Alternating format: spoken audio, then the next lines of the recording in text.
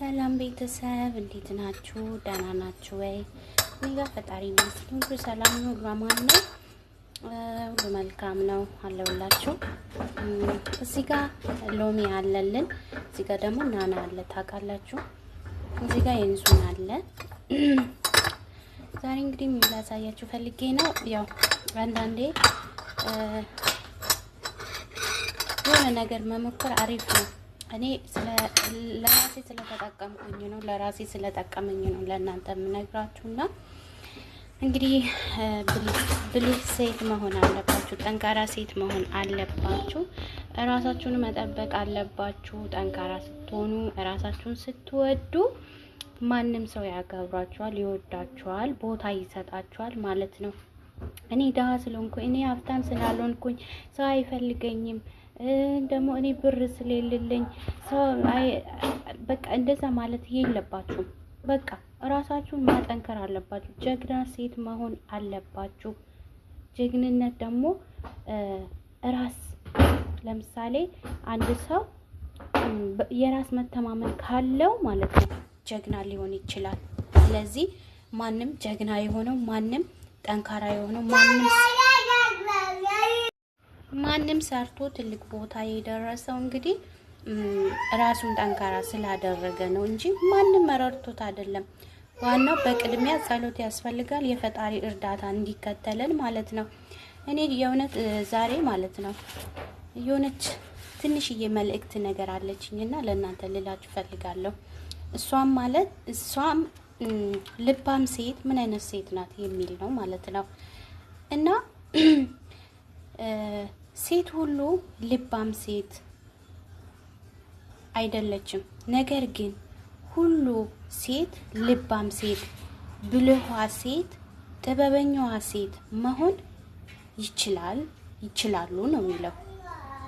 እሱም ደግሞ ምንድነው ሴትነት በተፈጥሮ ሆኖ ማለት ነው። ልባም ሴትነት ግን በራስ ላይ በመስራት ይገነባል ይላል። የእውነት ልክ ነው ታውቃላችሁ። እና ቪዲዮዬ በደንብ ለመቅረጽ ትንሽ እንትን ስላላለኝ ነው እንግዲህ ያው የቻልኩትን ያህል ነው የምሰራው። እና የእውነት ዛሬ በቃ የሆነ ትንሽዬ መልእክት ላስተላልፍ ስለፈለኩኝ ነው። ልባም ሴት መሆን ለምን አስፈለገ? ትልቁ ጥያቄ ነው።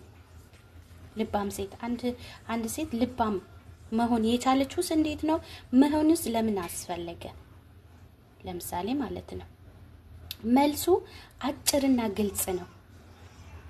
ደስተኛና አላስፈላጊ ህይወት መኖር፣ በህይወት ለመኖር አላስፈላጊ መንከራተቶችን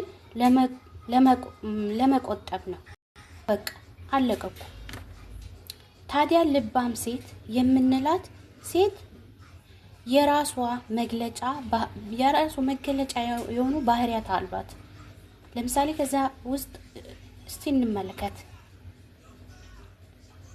ከልባም ሴት ባህሪያት ውስጥ አንደኛው አላስፈላጊ ድራማ አትሰራም። ይህ በአጭሩ ልታይ አትልም ማለት ነው። በቃ አለቀ።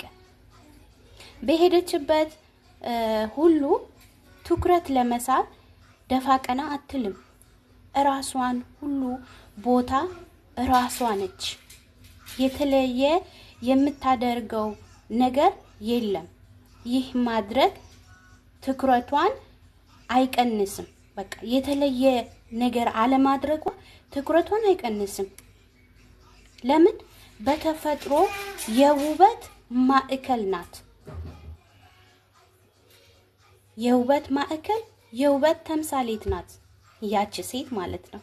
ስለዚህ ጠንካራዋ፣ ውቧ፣ ደግሞ በራስ መተማመን ያላት የጎላ በሄደችበት ሁሉ እኔ ነኝ ብላ ራሷን በቃ ልታይ የማትል ያቺ ልባም ጠንካራ ሴት ናት ማለት ነው። ስለዚህ የእውነት ከዚህ ምን ተረዳችሁ?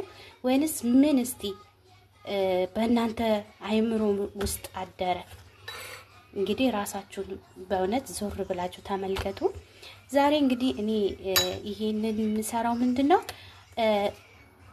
ድንገት እኛ ሁላችንም ሴቶች ነን። የወር አበባ ጊዜ ድንገት በቃ የሆነ ሽታ ስንወስድ ሆዳችንን ሲያመን ምን ማድረግ አለብን? እንደዚህ የንሱን እንደሞ ናና፣ ሎሚ፣ የተለያዩ ቀረፋ ምን ማድረግ አለብን? አፍልተን ማለት ነው።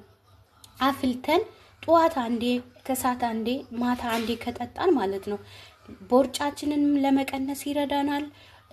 ደግሞ ወር አበባ ጊዜ ቶሎ ቶሎ እንዲፈስልን ወይም ቶሎ ቶሎ የረጋው እንዲወርድልን በጣም ጥሩ ጠቀሜታ አለው ማለት ነው። ስለዚህ ሁላችሁም እንግዲህ እንደዚህ እንድትጠቀሙ ውዶቼ። እኔ ስለተጠቀምኩኝ እኔ ስለጠቀመኝ ነው።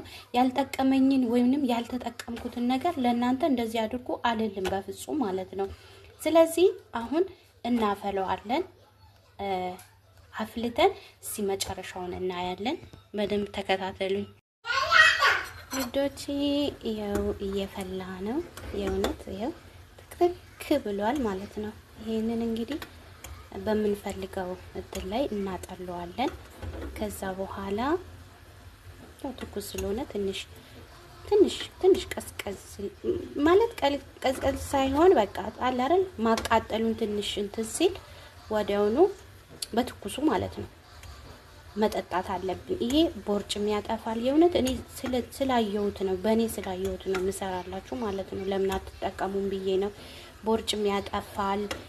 ይሄ አላስፈላጊ የሆነ የሆድ ህመም ደግሞ በተለይ በቃ ለአንጀታችን በጣም ጥሩ ነው የምላችሁ የእውነት። እኛ ያው እኔ እንጃ እኔ ብዙ ጊዜ የአረቦች ምግብ በቃ ሆዴ ውስጥ ብዙም አይስማማኝም። ስለዚህ እንደዚህ ነው የምጠቀመው። ከምግብ በኋላ ደግሞ ምግብ እንደበላችሁ ውሃ አትጠጡ። ምግብ እንደበላችሁ ውሃ በጭራሽ አትጠጡ። ትንሽ በቃ ትንሽ የሆነ እንትን ሲል ማለት ነው ውሃ ጠጡ። ስትጠጡም ደግሞ እንትን በሉ ትንሽ ቀዝቃዛ ሳይሆን ትንሽ እንትን ያለ ውሃ መሆን አለበት። እንግዲህ እዚህ ጋር ይሄው አዘጋጅቻለሁ። እዚህ ላይ እናጠለዋለን ማለት ነው። እና ውዶችዬ የእውነት እኔ ደስ ስላለኝ ነው እንደዚህ ምሰራላችሁ። ከወደዳችሁት ላይክ አድርጉ። ደግሞ በድጋሚ ሌላ ቪዲዮ ምን ልሰራላችሁ ከፈለጋችሁ ኮሜንት ላይም የሆነ አስተያየት ምናምን ነገር አስቀምጡልኝ ውዶቼ። በጣም የምወዳችሁ። ይሄንን ይመስላል። ከውስጥ ሎሚ ያስቀምጫለሁ። በድጋሚ ሎሚ በብዛት ሰው ሎሚ ለመጠቀም ይፈራል፣ ግን ሎሚ በጣም ጥሩ ነው። በቃ አንጀታችን ምግብ እንዲያፋጥን ይረዳል።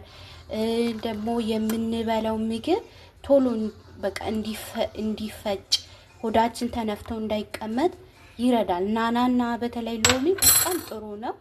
ስለዚህ ውዶችዬ ተጠቀሙ፣ ትወዱታላችሁ። ከልብ አድርጌ አመሰግናችኋለሁ። እንግዲህ አብረን እንጠጣ እና ይሄ ቅድም ያልኳችሁ እንግዲህ እናንተ ራሳችሁ መጠበቅ አለባችሁ። በቃ ባልሆነ ነገር መጨነቅ የለባችሁም። ጭንቀት ወደ ጎን አስቀምጣችሁ ራሳችሁን ተንከባከቡ። በቃ ባላችሁ አቅም ባላችሁ መጠን ራሳችሁን ተንከባከቡ ውዶችዬ። በጣም አድርጌ እወዳችኋለሁ፣ አመሰግናችኋለሁ። ባይ ባይ።